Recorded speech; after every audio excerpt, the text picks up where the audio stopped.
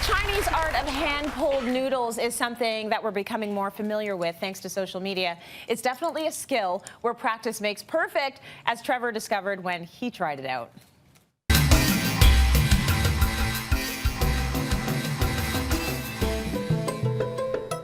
Here we are in New Kennedy Square in Markham, Unionville. If you want amazing Asian food, you gotta head up northeast side of GTA.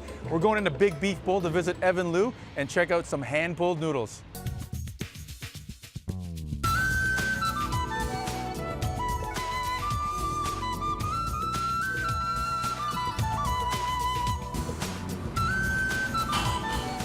It makes it look so easy.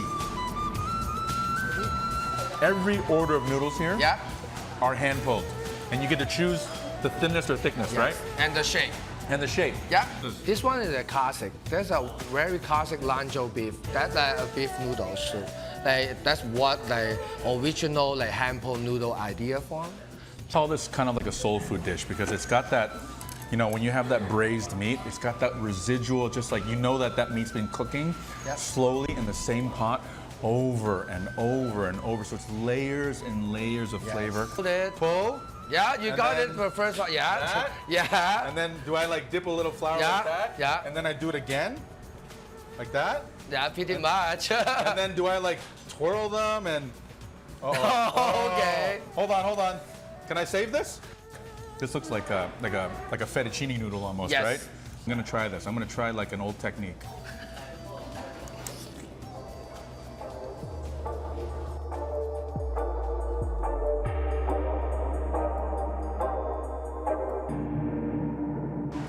Oh my God. Bursting of flavor, juices everywhere. Look at that. It's crispy on the bottom, fluffy on top, juicy in the middle. It's like all the senses you need in one big bite. For Chinese restaurant, they don't really know how to explain their food to people, to introduce it to them, to have some good thing. Not always just sweet and sour pork, Or stir fry or rice. Stir fry. And so you won't find stir fries here. You won't find fried rice here. You won't find kung pao here. You won't find chicken balls here. You find real, authentic flavors that you would find in China in different regions.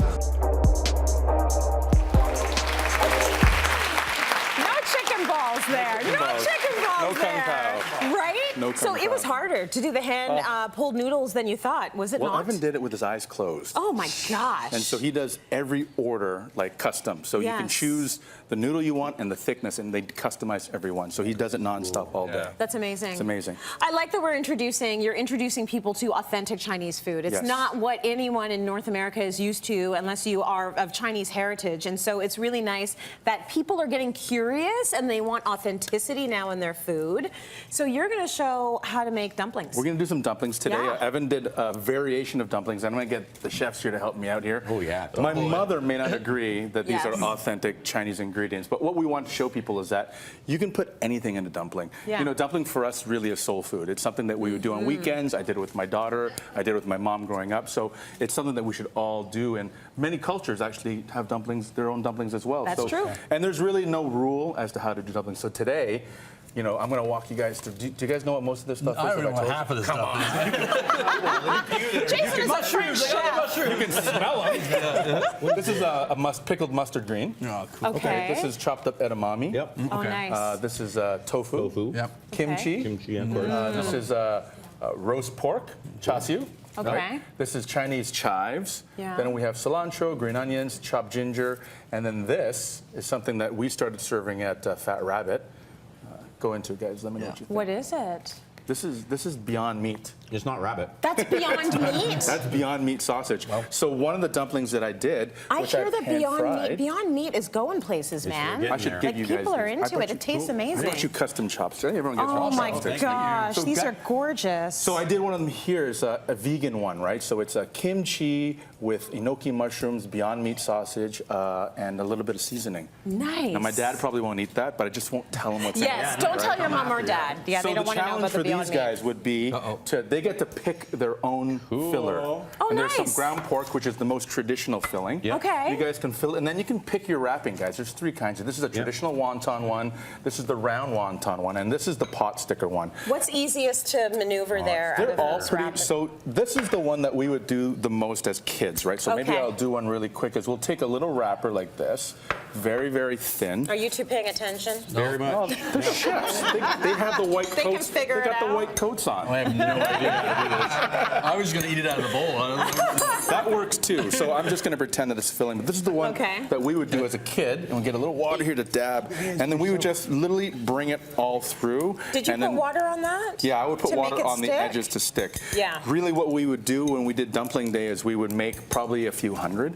and then we would freeze them because they're so much better frozen. Yeah. They pop them out. We put them in Ziploc bags, and then when you're ready to eat, you can pop them in water. Now, there's so many different variations of dumplings, right? What do you got? How are you guys doing here? They're loving it. We got this. Kitchen sink, man. Kitchen sink. Kitchen sink. It's kind of like the pizza taco wonton. Here you go. So I've recently fallen in love with this. I call this a purse dumpling. It's beautiful. We opened our first Fat Rabbit in Ottawa, so I spent a lot of time in Ottawa the last few weeks. Yes. And so I found this little mom and pop shop where a mom and dad would be making dumplings all day. And these are Shanghai style dumplings. Okay. And so they fill it with pork and chives. Got some water here. Okay. I'm going to drop these in, and I don't know what the traditional way of when it's ready is, but when we were growing up, Mom would say when they float to the top, they're ready. They're ready. Just like a chicken wing. That makes sense. Right, and so that's generally, depending on the thickness and size, 2 to 4 minutes. And it doesn't matter what you filled it with. Doesn't matter what you filled it with. Okay. And then so when these float to the top, they'll be ready, and then they serve it. I'll show you what they serve it with. They actually serve it with a really spicy peanut sauce. Oh, nice. And then over here, this is very similar to one of the noodles that Evan did. So just some broth. Yeah. It's not sticking. It's not sticking. More water, chef. More water, chef. I'll drown So this are you thing guys in it. going to try anything fancy with your wrappers? What kind of a dumpling are you? You're making a tortellini. Let's do tortellini. You might have missed the point. They're making That's tortellini. kind of what a tortellini kind of. It's an Italian dumpling. I actually think I had this at Teller Estates once. Yeah, there you go. Pork, braised pork tortellinis. braised- Perfect. You know what, Trace? Why don't you try one? I got a Oh little bit of mixture no! here. Yeah, That's what I get for snack talk. Pass me the easiest I'll one. get you the easiest one. Nice big one. Okay. You can put it right in the center. All right. So what did you do for my fillings here? I've got pork. We got a little bit of pork. We've got the mustard greens. We've got Yeah. a little edamame. We've got some ginger, and then some Chinese garlic and coriander. And Beautiful. I had to get Okay, the kimchi can you show me the purse?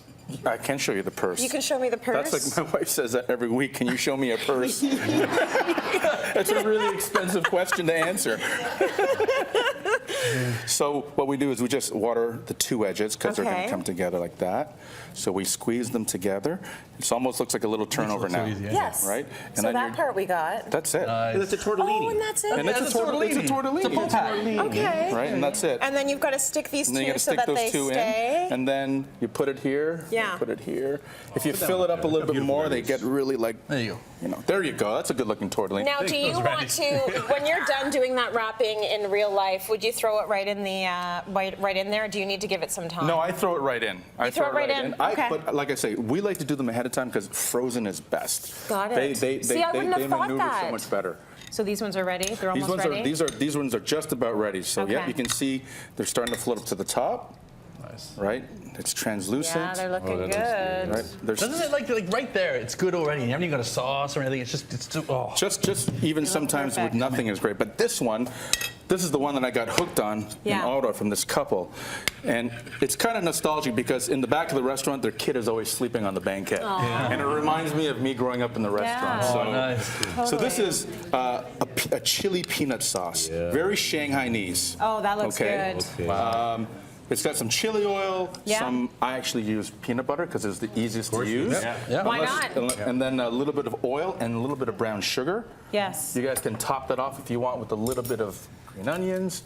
Now we talked about the dishes that we have here. This is very traditional, Just right? run us In a through lot really of- quickly what those sides are In so a that lot we of know. cultures, there's tapas or Yes. mezes or antipasto. Yeah. In northern China as well as in Taiwan, this is a pickled spicy lotus root dish. So it's Cool. meant to be served chilled. Yeah. That's Daikon. lobak or daikon from the radish Yeah. family. And this is spicy cucumber.